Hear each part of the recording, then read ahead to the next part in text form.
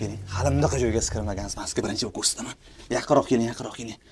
Xo'p, sizlarga ishlab chiqarish joyidan akalar videoni ko'rasizlar nasib bo'lsa, bugungi manzilimiz g'ish, sarg'ish ishlab chiqaradigan zavodda o'zi ekanmiz. Hozir Xumdonda ichidamiz. Mana sizga Xumdonimiz. Mana shuni ichiga bir kunda 180 mingtagacha g'ishimiz ketadi. Orqa tarafda mana g'ishni pishishigacha endi xudo xolisa pishirishga tashlagan akalarim. Endi sizga tashqarida video qilamiz. Tamom. Mana shu ko'rib turgan g'ishlaringdan bir kunda 30 mingdan 35 mingtagacha pishgan g'ishda mana shu Xumdonda ichidan olsalaring bo'ladi. Xomil sotamasangiz, xomidan ham muammosi yo'q. Stanoklarimiz 45 ga 45 deb ataladi. Xitoy stanok bo'ladi. Ana joyini ko'ring. Ana shu joydan turpoq tashishadi.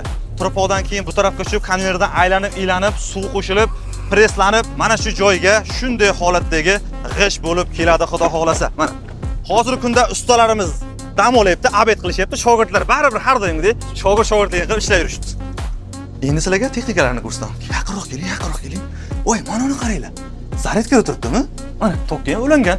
Har bittasida pitaniya bor, ko'rdingiz. Mana bular o'zimizni karadiylar ekan. Bundan 6 dona. Mana bunisini qarang. Mana bunisi o'zi to'kib beradigan Eronning karasidan sizga 3 ta donasi ham beriladi nasib bo'lsa. Ichkarida 50 kishiga joy bo'ladi, yotoqxona uchun. Ichkarida oshxonamiz, dushovoyimiz va ofis joyimiz ham mana shu orqada izdanada joylashgan. 25 tonnalik havomiz, mana bu pogruzchigimiz kelishilgan holatda berib yuboriladi. Umumiy maydoni 5 gektar bo'ladi. Manzillari Jizzax, Ardoshxon bo'ladi. 240 ming dollar, ya'ni ham ozgina o'tib bergan joyi bor. Pasmonbek qoldirgan akalarga olib chiqasizlar. Salomat bo'linglar, biz tirikchilikka ketdik.